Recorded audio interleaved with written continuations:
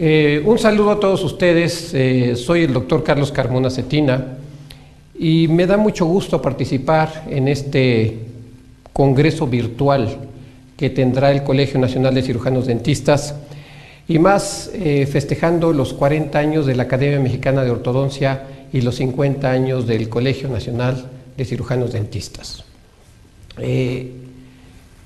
La Academia Mexicana de Ortodoncia, su principal objetivo es el de agremiar y el de tener actualización constante.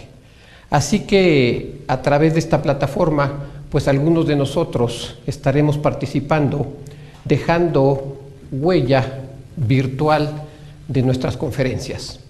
La Academia Mexicana de Ortodoncia, que tiene 40 años de vida, es filial del Colegio Nacional de Cirujanos Dentistas, del Colegio Mexicano de Ortodoncia, del Consejo Nacional de Ortodoncia, de la Asociación Latinoamericana de Ortodoncia y de la Federación Mundial de Ortodoncia.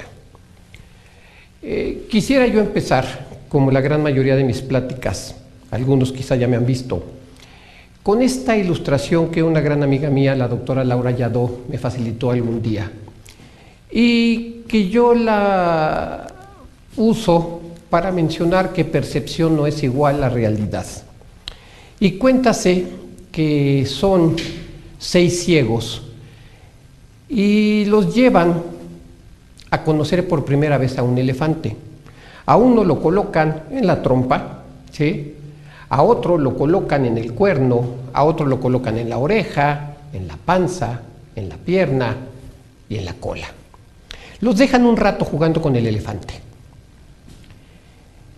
Después se los llevan independientemente a cada uno de ellos y les piden que den una explicación de lo que es un elefante para ellos. ¿Y cuál es la sorpresa? Que el de la trompa dice, bueno, pues es una manguera larga, una manguera que se mueve repentinamente. El del cuerno dice, pues es una cosa larga, puntiaguda, en la cual nos podemos colgar. El de la oreja, pues es como una tortilla grandotota que se mueve para todos lados. El de la panza, algo aguado que me cae en las manos. El de la pata del elefante, pues dice, es como un tronco muy fuerte de un árbol frondoso. Y finalmente el de la cola dice que es un plumero. ¿Cuál es la metáfora de todo esto? Que muchas veces nosotros en la odontología nos hemos concentrado en lo que es una sola parte. Y no se diga las especialidades. Nos metemos en la boca y todavía en una parte más pequeña. Y dejamos de ver al cuerpo humano como lo que es un todo. Y eso es lo que nos está sucediendo.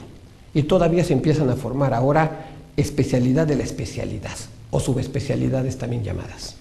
Entonces, cada uno de los ciegos percibía al elefante de manera independiente, siendo que el elefante que está formado de partes es un todo.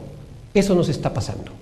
Es por esto que este tipo de, vamos a llamarle congresos virtuales, encuentros virtuales, pues nos va a hacernos llegar, acercarnos a lo que es un ser humano completo. Después de esta metáfora, entonces vamos a iniciar con todo lo que es la plática que hoy me corresponde, y es maduración esqueletal. La maduración esqueletal, ¿sí? ¿Cuántas veces no dudamos en dónde nos encontramos?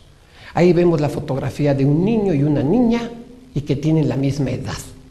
Obviamente vemos a la mujer más grande en todos los sentidos.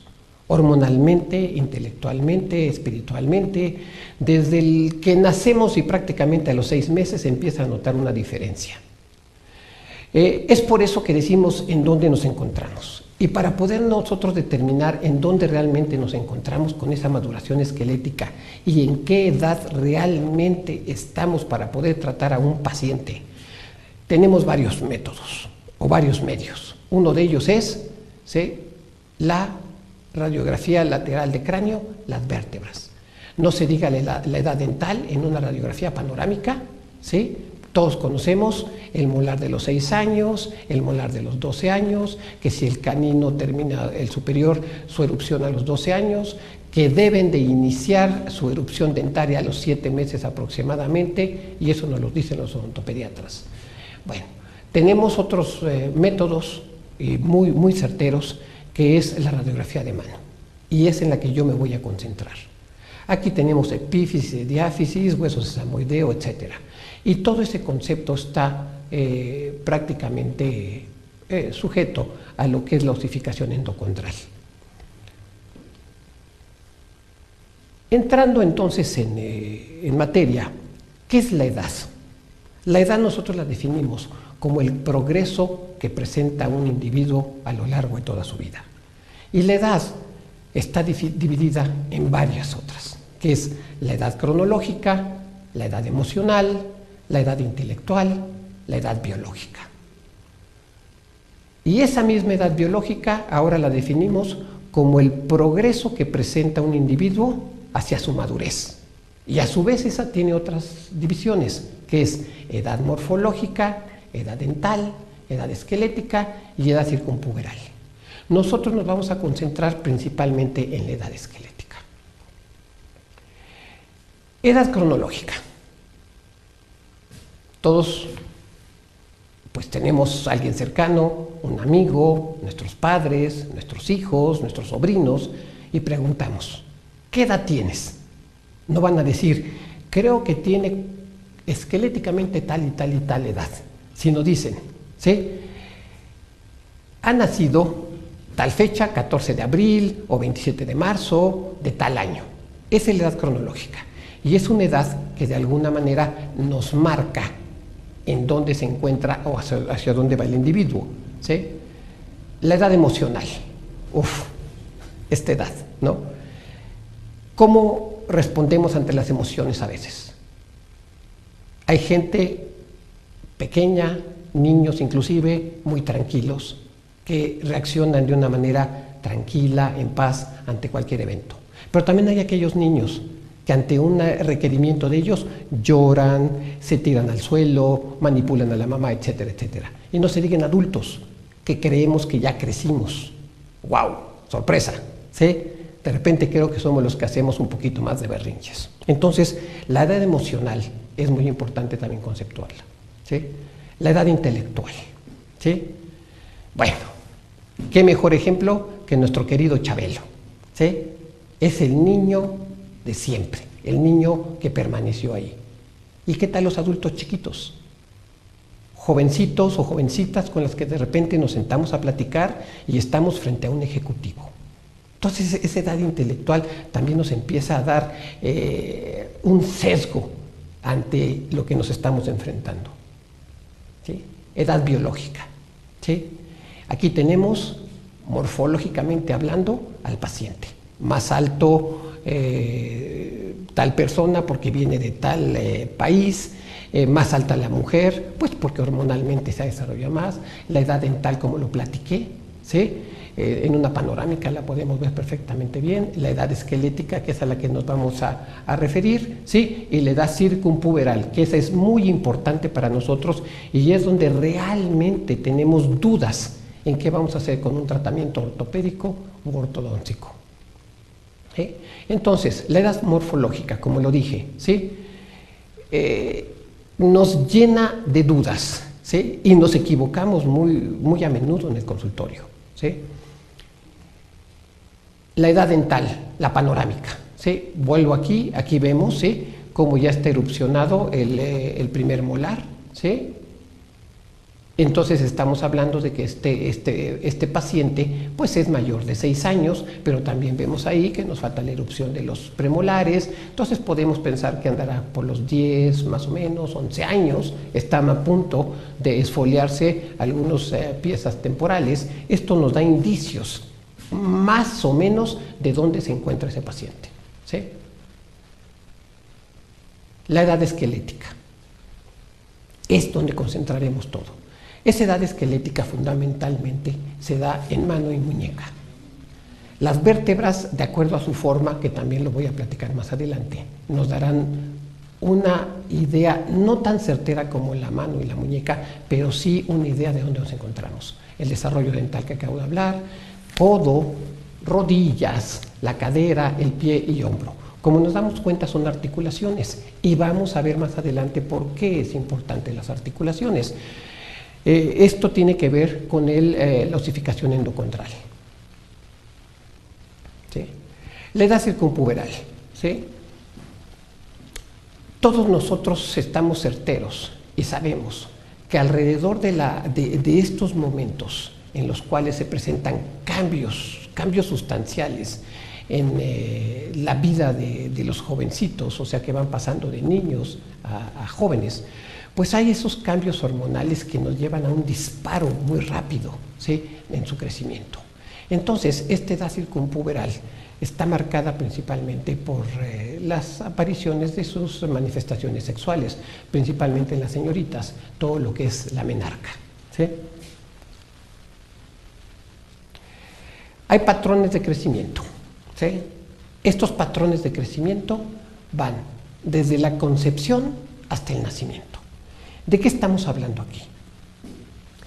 Regularmente hay una concepción, un óvulo es fertilizado por un espermatozoide y entonces de micras que mide esa concepción, en 9 meses tenemos un bello bebé de 3 kilos, 3 kilos y medio, 40, 45 centímetros de largo. Nos podemos imaginar logarítmicamente el cambio, el crecimiento que se dio en esos momentos. Es inmenso, es bárbaro, ¿sí? Después tenemos el patrón del nacimiento a los 6 años. ¿Y ahí qué tenemos? Un crecimiento programado, un crecimiento en el cual van los niños pues desarrollándose, las mamis, que bueno, nace la bebé, nace el bebé, tiene 6 meses, van a comprarle la ropita de 1 año y medio, pues para que le dure un poquito más, y bueno, todo es programado. Los zapatitos que tienen calza de niños para 2 años, y bueno, le estamos programando que le compran para 3 años, total llegan a los 3 años y ya no sirve el zapato, pero le sirvió, o sea, se estuvo alargando. Es un patrón de crecimiento programado, y en el cual incluso nosotros como ortodoncistas, como ortopedistas maxilofaciales, pues podemos decir, está creciendo y va a seguir creciendo. Este es tema más que nada de los odontopediatras, los cuales vigilan más a los pacientes en esta etapa. Y podríamos decir algún día platicando con el doctor Miguel Ángel Fernández, que bueno, la primer consulta que debe de tener un bebé es desde que está en el vientre de su madre. O sea, la consulta es con su mamá. Pero todo este periodo, desde la concepción hasta el nacimiento, y del nacimiento a los 6 años, pues es un momento muy controlado. Un momento en el cual existe el crecimiento a menos que haya una patología. Después viene de los 7 a los 9 años. Esta es una etapa de crecimiento rápido, ¿sí?, de la niñez. Es una etapa en que de repente las mamás también, nuevamente, te acabo de comprar zapatos, ya los dejaste. Pues, ¿qué crees, que el dinero se da en árbol? Yo creo que a todos nos ha sucedido eso. Todos fuimos niños, todos pasamos por ahí, todos anduvimos algún día con parches en las rodillas, ¿sí?, en los zapatos medios agujerados, etcétera, etcétera, pues porque hasta que se acaben. Y en esta etapa de los 7 a los 9 años, eso se manifiesta muy frecuentemente. Hay niños que en ese momento, ¿sí?, ¡pum!, un crecimiento pero rapidísimo. En ese momento, a veces nosotros tomamos o tocamos a los pacientes ortopédicamente hablando, ¿sí?, y vámonos para arriba. Pero estos son los patrones que por promedio existen. Ahora, de los 10 a los 11 años, nuevamente un crecimiento más o menos controlado, como que se calma otra vez. Y de los 12 a los 16 años es la edad circunpuberal, una edad en la cual, ¿qué vamos a tener? Un descontrol total. Todos los que somos papás sabemos que la palabra adolescente, podríamos decir adolece de, ¿sí? Nos queremos mucho a nuestros hijos, pero a veces decimos, wow, ¿no? Y el crecimiento mismo, el crecimiento nos da sorpresas, ¿sí? Y no se diga en esta época en la cual los nutrientes que obtenemos están cargados de alguna manera de acelerantes y no quiero mencionar cosas en la cual no es mi punto en cuanto a nutrición, pero creo que algunos pollos, vacas, etcétera, tienen hormonas y esas hormonas también nos están descontrolando esas etapas, ¿sí? Porque estamos hablando de que de los 12 a los 16 años se presentaba entonces en las niñas en promedio la menarca. Y ahora estamos observando que cada vez es más temprana esa presencia. Hay niñas que llegan al consultorio a los 10 años y ya presentaron su menarca. Y por lo tanto, también la aparición del sesamoideo, que más adelante hablaremos. Y los niños, ¿sí? Pues los niños estamos aproximadamente, los hombres, en un periodo en el cual se nos presenta entre los 13, 14 años para adelante. Aquí es algo chistoso y lo he mencionado en algunas conferencias que he dado, ¿no? Como en esta etapa, ¿quién no ha pasado por tercero de secundaria? En el cual nosotros como hombres estamos y volteamos a ver a nuestra compañera y nos late el corazón por ella. Pero esa compañera que tiene 14 años, está a punto de cumplir sus 15 años, ¡wow! ¿A dónde voltea? A ver a los de prepa. Y nosotros simplemente nos tenemos que ahora sí que aguantar, ¿sí? Y ver cómo la vida sigue adelante. Entonces ahí ya se ve una modificación en cuanto a edades desde el punto de vista hormonal. La señorita ya es señorita y perfectamente bien formada a los 14 años, mientras que nosotros los hombres pues todavía estamos un poquito en la lela. Y obviamente nuestra compañera pues no nos va a seleccionar, seleccionará a los de preparatoria. Y a los 17 años, bueno, pues tenemos el fin del crecimiento, ¿sí? Del crecimiento y está marcado fundamentalmente por la fusión del radio, que más adelante hablaremos de él. La influencia del medio ambiente. ¿Qué tenemos aquí? ¿Sí? Tenemos entonces la historia médica. Ese niño, esa niña, ¿qué sucedió con ella? ¿Sí? Enfermedades propias de la niñez, que muchas de esas ya han desaparecido, pero que si teníamos paperas, que si la viruela, que si el sarampión, estas ya no existen, pero sí pueden presentarse otro tipo de enfermedades que de alguna manera van a mermar ese crecimiento. La nutrición, este es un tema muy importante. ¿A dónde ha ido? ¿A dónde está conduciendo? ¿Sí? Esa nutrición, creemos que lo empacado, creemos que darle un yogurt, ponerle un pingüino, ponerle un gansito, ponerle, no sé, cualquier producto, ¿sí? ¿Lo va a mantener nutrido? Yo diría que lo va a mantener con su estómago lleno, que no va a decir tengo hambre. Pero el mismo tipo de vida que estamos viviendo ahorita, una vida en la que tenemos que trabajar tanto papás como mamás, pues más los niños que tienen que salir rápidamente a la escuela, etcétera, etcétera, pum, pum, pum, un lunch rápido y vámonos. Si nosotros pusiéramos fruta, un sándwich perfectamente bien preparado, no sé, otro tipo de nutrientes, pues también va a modificar esa maduración esquelética, ¿sí? Aspectos hormonales, como ya lo he mencionado, ¿sí? La menarca principalmente, o alguna alteración patológica. Los aspectos sociales y económicos. Ahora, después de trabajar, o si la persona no trabaja, pues vamos al club, vamos a jugar tenis, o vamos a hacer ciertas relaciones sociales, o nos vamos a ver con fulanito en el centro comercial, porque ahora es centro comercial. En mi época, bueno, pues íbamos a los parques. Aún podíamos salir, andar en nuestra bicicleta, etcétera. Ahora tal parece que el salir es ir al centro comercial, al cine, a dar la vuelta, a relacionarnos con los demás amigos que encontramos ahí. Y bueno, esto va de la mano de los hábitos. ¿Por qué? ¿Qué tal ahora el mundo cibernético? El mundo cibernético en el cual nos sentamos, Nos sentamos y nos sentamos.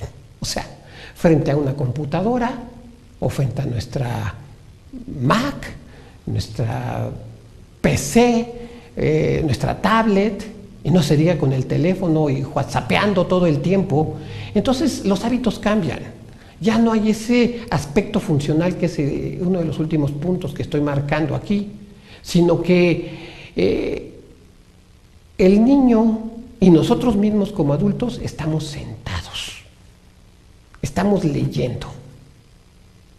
Aparte, nutricionalmente hablando, estamos comiendo comida rápida, ¿sí?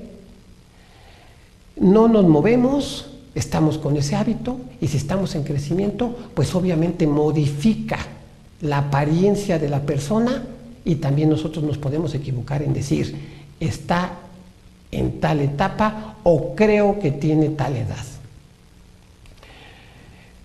Factores hereditarios.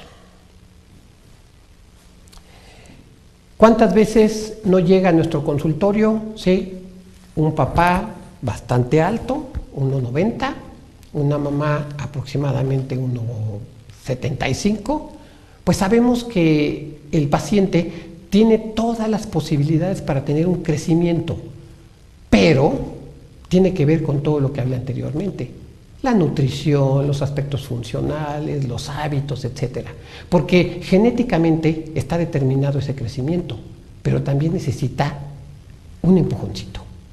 Aquí estamos hablando de causas y circunstancias, ¿sí? Tiene el potencial, pero hay que aplicarle, esa es la causa, ¿sí? Y una circunstancia es la que nosotros le podemos dar para que siga adelante.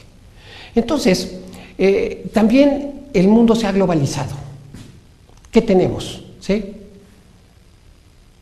Papás alemanes con mamás, vamos a llamarle bajitas, japonesas, o viceversa, mamás muy altas con papás pequeños, o vamos a hablar un sajón completo con una persona, ¿qué podemos decir?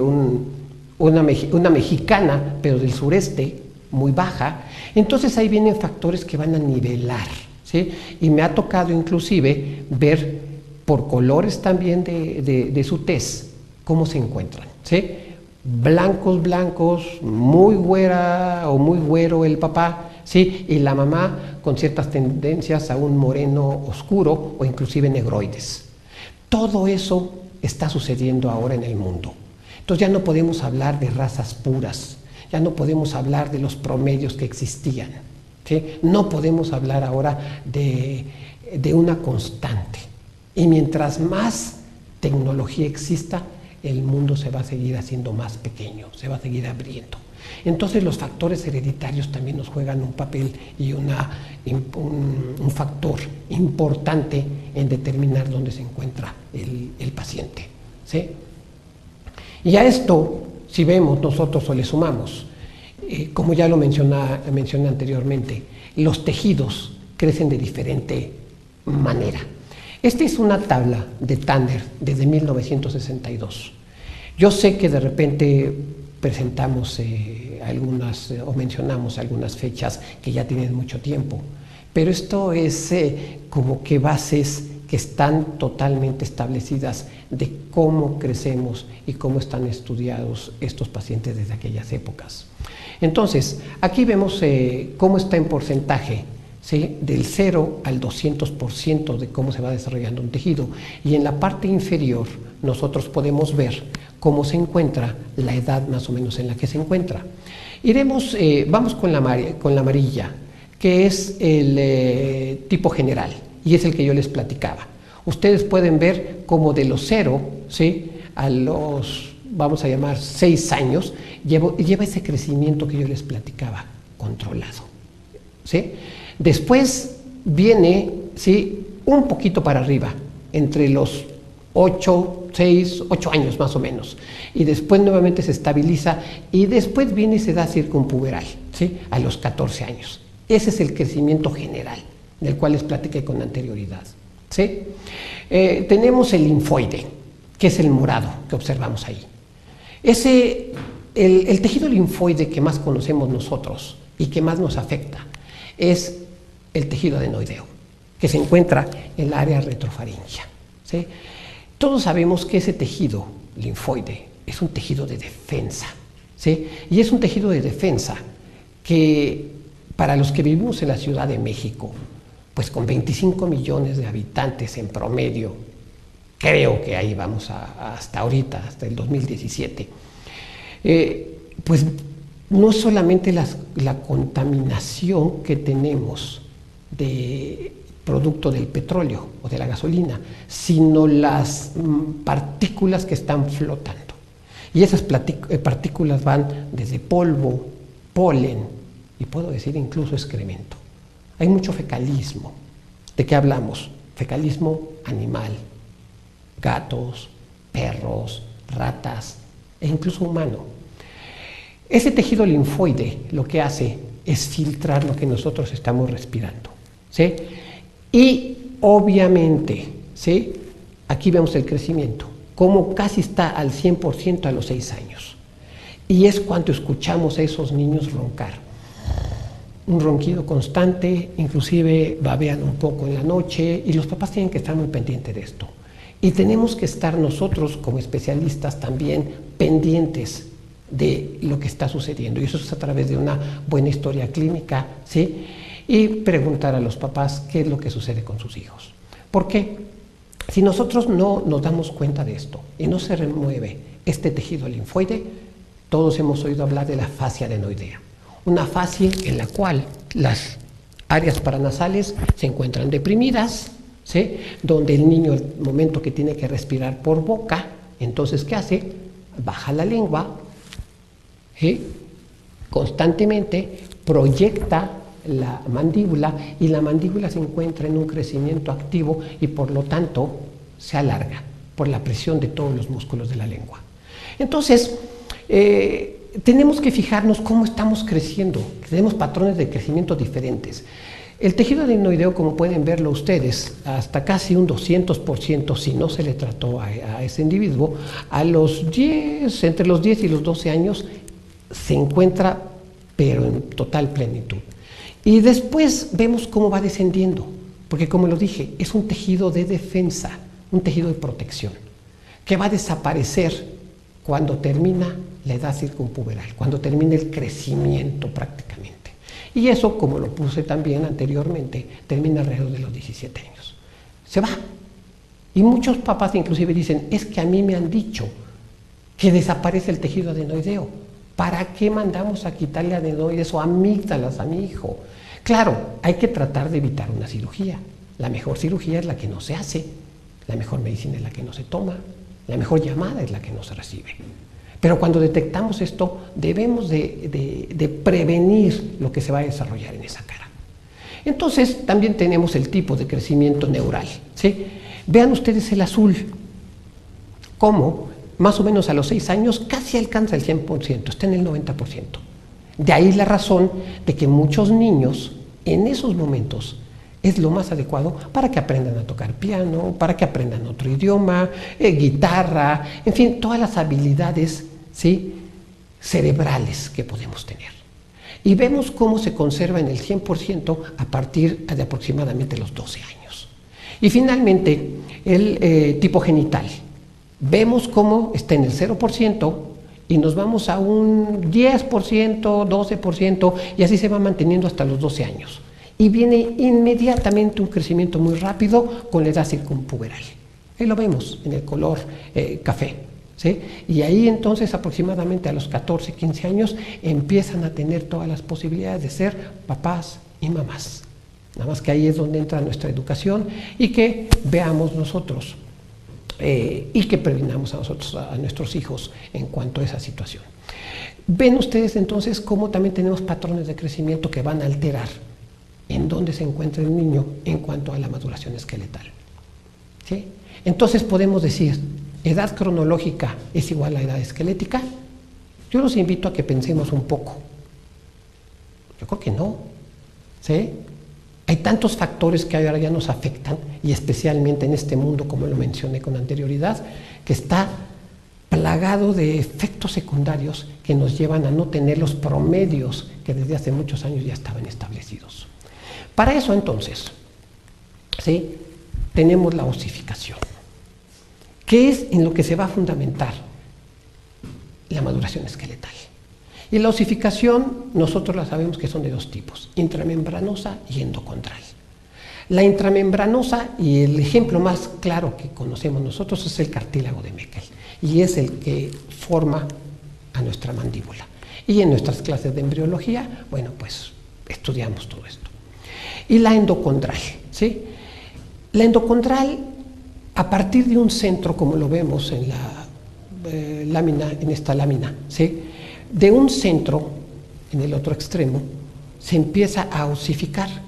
Se va osificando del centro hacia los extremos, ¿sí?, hacia los extremos, gracias, del centro hacia los extremos. Y vemos cómo se ve una zona más oscura, cómo se va osificando. Se va formando entonces una matriz endocondral, y vemos cómo en el centro ya se empieza con ese tono amarillo a formar un hueso propiamente dicho. Se sigue formando hacia los extremos y entonces tenemos ya lo que es la diáfisis de un hueso largo. Tenemos el cúbito, el radio, el fémur, huesos largos muy claramente que podemos especificar. Pero en la mano, pues también tenemos muchos huesecitos, ¿sí?, que sirven esta misma o que siguen este mismo patrón de osificación endocondral. Por eso es una osificación que nos da mucha información, ¿sí? Y los primeros estudios en cuanto a esto fueron hechos en el Atlas de Grulich y Pyle. Y esto fue en Cleveland, Ohio, en la década de los 30. Estamos hablando de 70 al 2000, 70, 87 años. Sin embargo, ellos fueron los primeros que observaron esto, que observaron que no era constante un crecimiento, que pudiéramos decir por la forma, por la talla del paciente, dónde se encontraba, o si iba a crecer o no iba a crecer. Entonces ellos marcaron 30 indicadores de maduración. Para hombres 31 estándares y para mujeres 27 estándares. Pero era un libro y era plagado de ilustraciones que había que comparar, y aparte elaborado por una muestra de pacientes, vamos a llamarles europeos, ¿sí? Entonces, todo se basó en los huesos carpales, el hueso sesamoideo, las diáfisis y las epífisis, pero era un pantano numérico. Y aquí vemos nosotros, ¿sí?, cómo del lado izquierdo, si alcanzamos a ver en un momento dado, aquí está, ¿sí?, gracias.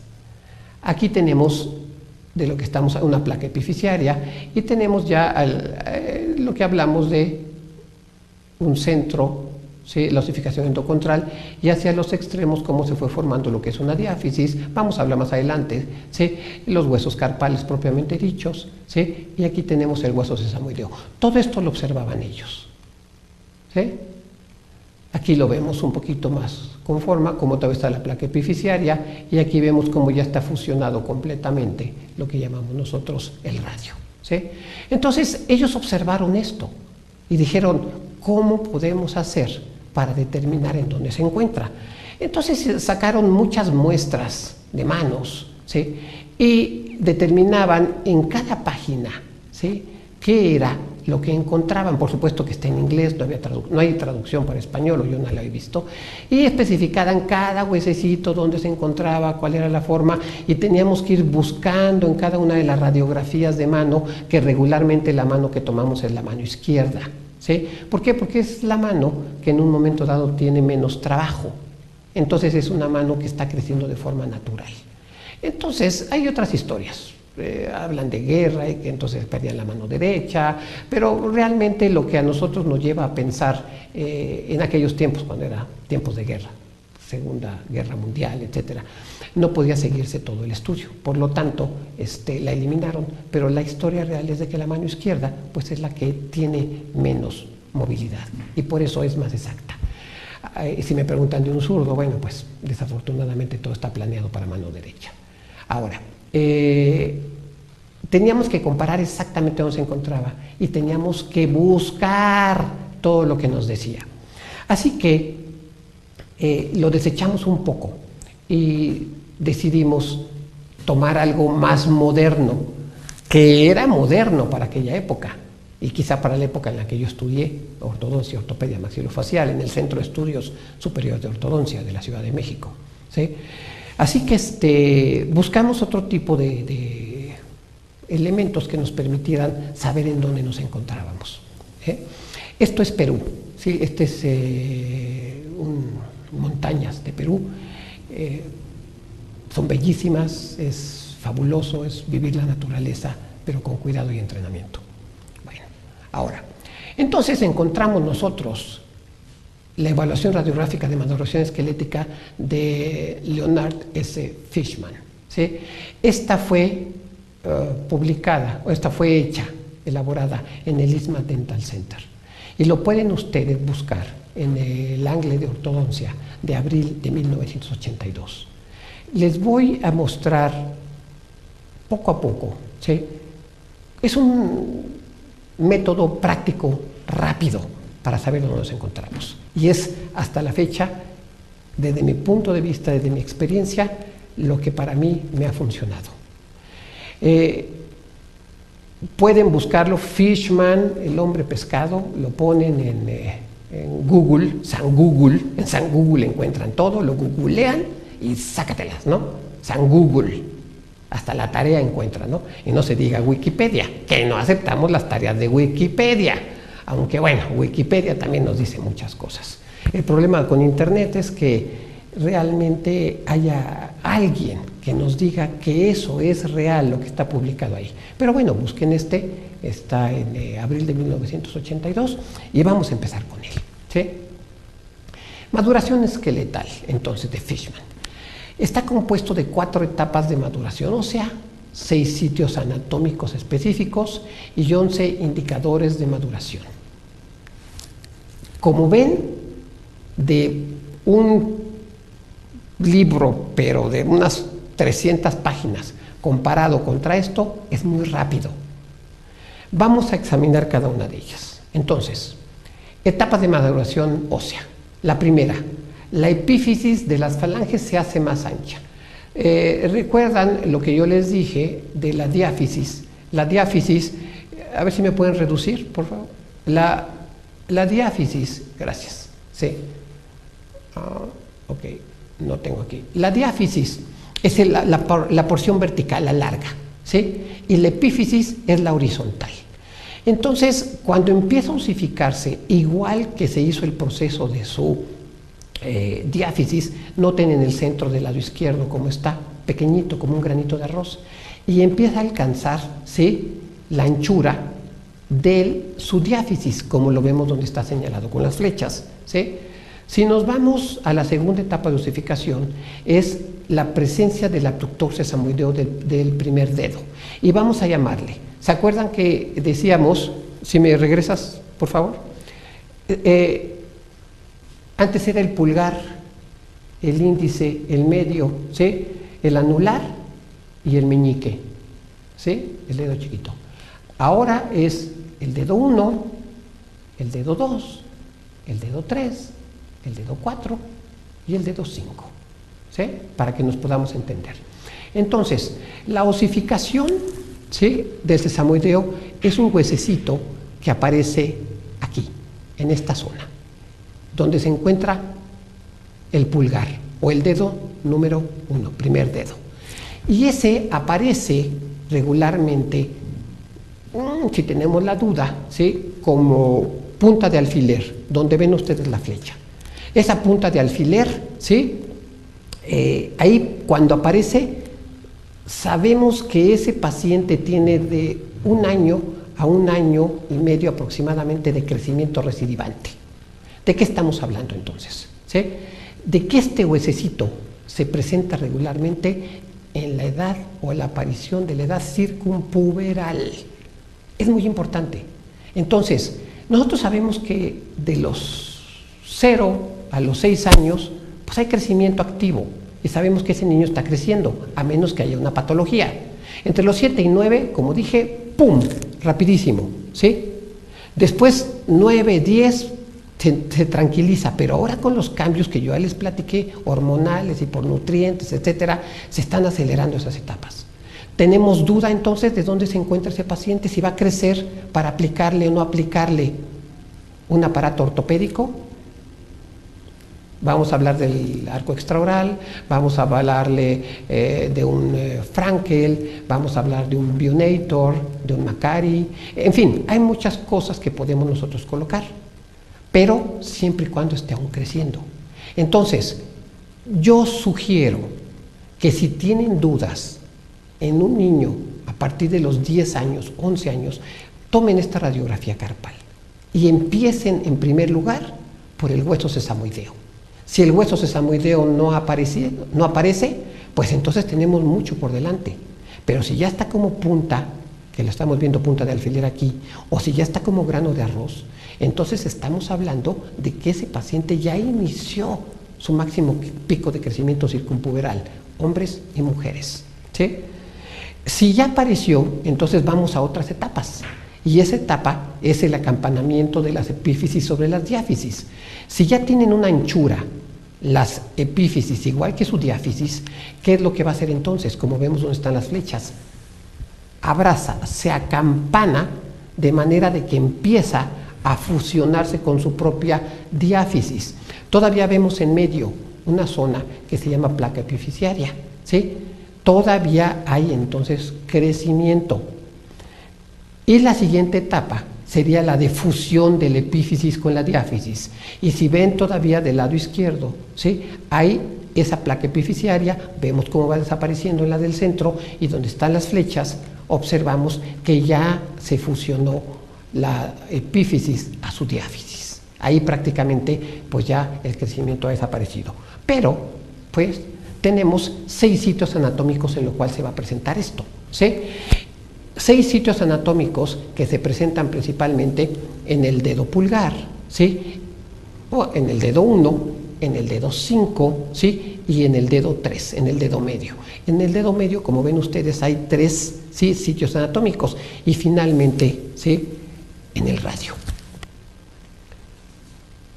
Tenemos 11 indicadores de maduración esquelética. Vamos a ir con cada uno de ellos.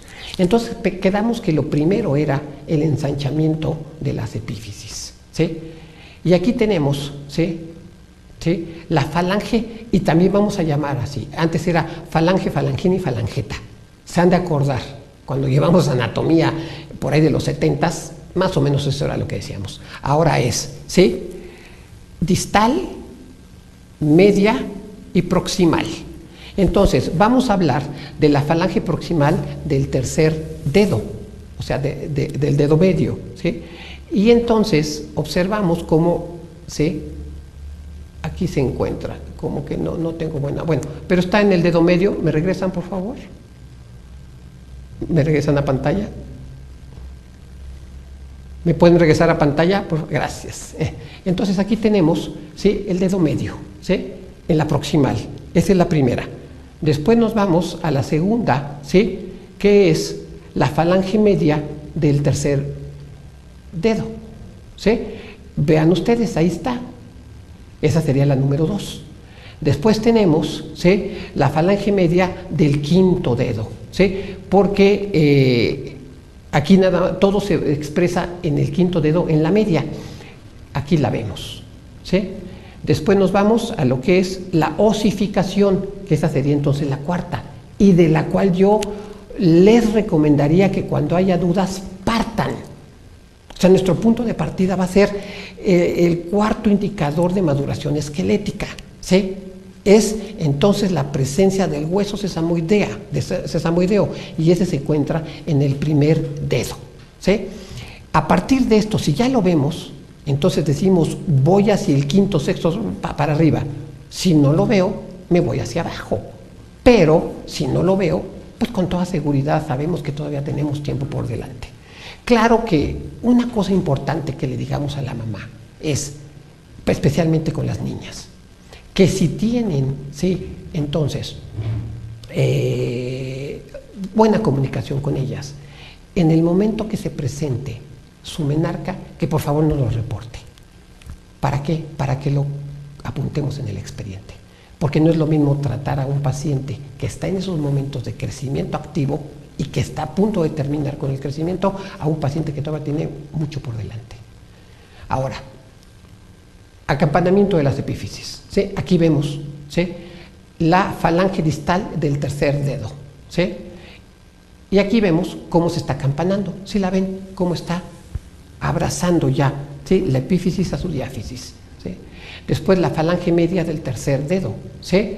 Aquí vemos, ¿sí?, cómo está ahora, ya también está abrazando, acampanándose, ¿sí?, hacia su diáfisis. La falange media del quinto dedo, ¿sí? Y finalmente vamos con lo que es la fusión de las epífisis, ¿sí?, y las diáfisis. Tenemos la falange distal del tercer dedo, ¿sí? Tenemos la falange proximal del tercer dedo, ¿sí? Tenemos la falange media del tercer dedo. Bueno, y finalmente tenemos la fusión del radio. Cuando ya no hay crecimiento y que decimos totalmente se acabó, yo le sugiero, y voy otra vez a regresarme, ¿sí?, está entre este punto, que es la falange media del tercer dedo, ¿sí?, y el radio. Cuando el radio está totalmente fusionado, que no se ve, ¿qué es lo que sucede? Se acabó el crecimiento. Entonces, ¿de qué sirve colocarle un aparato ortopédico? ¿De qué sirve decir, es que va a crecer la mandíbula, es que va a crecer tal estructura facial? Ya no hay. Sin embargo, no confundamos, porque este tipo de indicadores de maduración esqueletal en mano son para crecimiento craneofacial. El cuerpo es otra cosa, y el cuerpo lo tienen que tratar los ortopedistas. Y ese regularmente lo miden ellos en cadera. Entonces tampoco alarmemos a la mamá y le digamos, es que ya no va a crecer. Cuidado, ya no va a crecer la cara, ¿sí? Pero el cuerpo tienen que ir con otro especialista. Aunque, como lo dije al principio con la parábola del elefante, ¿sí?, estamos viendo un cuerpo completo. También tenemos que estar muy ciertos de lo que nos corresponde a nosotros como cirujanos dentistas y como especialistas, y lo que le corresponde a un médico. Ahora, ¿sí?, aquí tenemos ejemplos, entonces, ¿sí? Tenemos, pensemos, analícenla con toda tranquilidad, y contra lo que tenemos del lado derecho, que es la mano, ¿sí?, veamos nosotros dónde nos encontramos. ¿Ven ustedes cómo hay algunas epífisis, ¿sí?, que están alcanzando la anchura de su diáfisis? Yo les sugiero que vean el dedo medio. Vean, por favor, la proximal. Vamos a ver si no estamos equivocados. Ahí estamos, ¿sí? Está alcanzando la anchura de la epífisis, ¿sí?, a su diáfisis. Pero todavía no aparece el sesamoideo. Entonces estamos seguros que va a tener todavía ese crecimiento circumpuberal por delante, que es más o menos año y medio, como para poder elegir el tipo de tratamiento que vamos a hacer. Vamos a ver nuevamente. ¿Qué tal el dedo medio otra vez? Ya vemos la placa epifisiaria en la proximal, ¿sí? Pero ¿qué tal? Ya aparece el sesamoideo también. ¿Ya lo ven? Ahí está el sesamoideo. Entonces estamos viendo que este paciente está iniciando su pico de crecimiento activo, un pico circumpuberal. Entonces aquí decimos, cuidado, ¿qué voy a hacer o cómo lo voy a tratar? ¿Sí? Aquí está más presente el sesamoideo, ya lo ven ustedes. Ahí estaba como punta de alfiler en la pasada, aquí ya está como grano de arroz.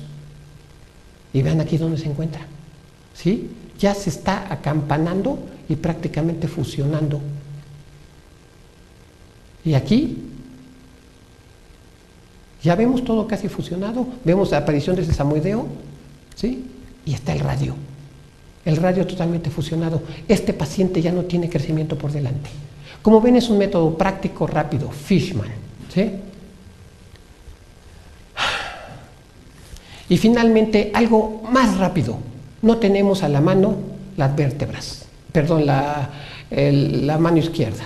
Por lo tanto, también este fue un estudio de vértebras cervicales en la Universidad de Pittsburgh del doctor Lamparski en 1972. ¿Sí? Sin embargo, más adelante, en el 2000, ¿sí? Franchi, Tiziano y McNamara hicieron un estudio similar, en el cual lo que ellos veían eran las vértebras, las formas de ellas. Y si alcanzamos a apreciar, vean, es un estudio hecho desde la vértebra número 2, 3, 4, 5 y 6. Son 7 vértebras, pero excluimos la 1 y la 7. En el cual, donde están los números romanos, observamos cómo son, vamos a llamarle, menos cuboidales. Y noten en la 2 cómo empiezan también la base a tener una concavidad. Y así vamos observando cómo hasta este extremo, ¿sí? Hasta aquí, tienen, ¿sí? Una forma totalmente cuboidal y una concavidad en todas. Entonces, en este estudio, en el cual se hicieron en el año 2000, determinaron, ¿sí? Cuáles eran las etapas de mayor crecimiento, ¿sí? A través de las vértebras. Y se detectaron, se hicieron 24 individuos, 15 mujeres, 9 hombres, y se hicieron cefalomogramas, etcétera, etcétera.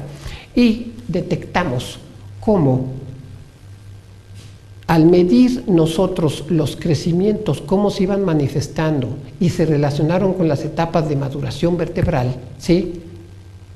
Se presentó esto, ¿sí? Los cambios notables en la altura corporal, desde la vértebra vertical número 6 hasta la 4, ¿sí?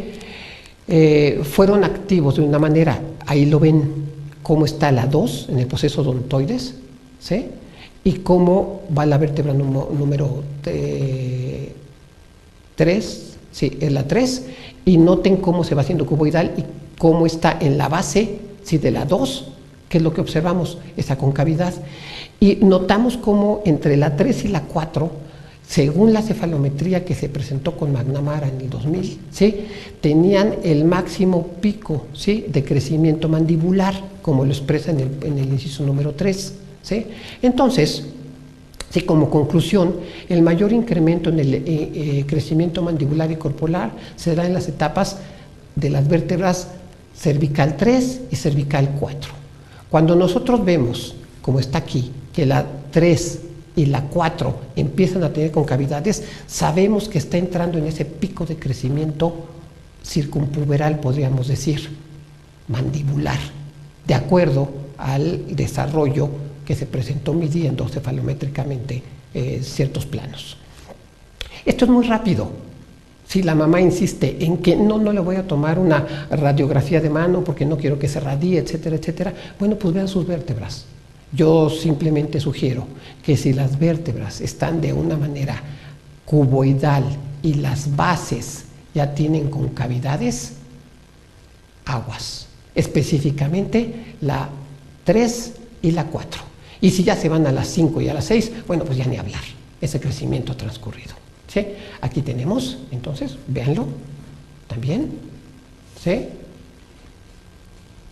Y bueno, creo que estos dos métodos son métodos prácticos, después de haber hecho, pues, un análisis de todos los factores que están influyendo en que sepamos si el paciente está creciendo aún o todavía no está creciendo. ¿Sí?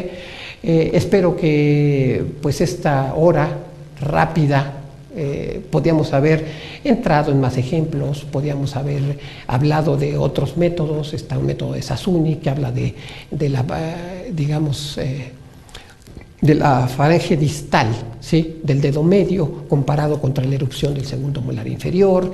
Hay otra serie de elementos. Sin embargo, para mí estos dos son los más prácticos, ¿sí?